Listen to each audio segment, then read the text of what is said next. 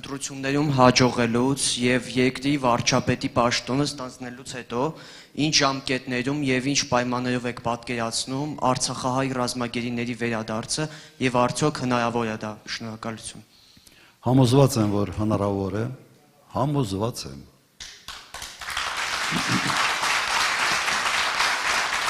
Համոզված եմ նաեւ, որ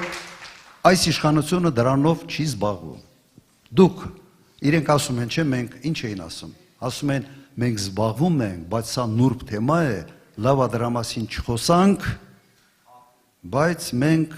դրանով ասենց զբաղվենք լռությամբ, այսպես ասենք։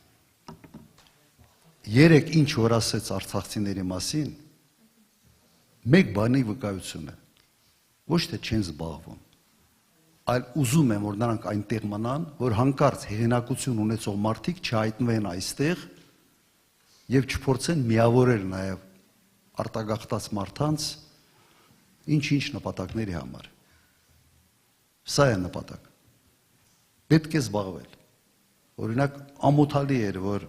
նախագիծը ստորագրելուց օրինակ այդ խաղաղություն կոչված, որը խաղաղություն չի, նույնիսկ այդ թեման չկար։ Թեման չկար։ Իրենք պետք է դա նախապայման դնեին, ասեին, լավ, մենք գալիս ենք, օրինակ, կարային չէ շատ հանգիստ ասեն, գալիս ենք Վաշինգտոն, մի բան պիտի ստորագրենք։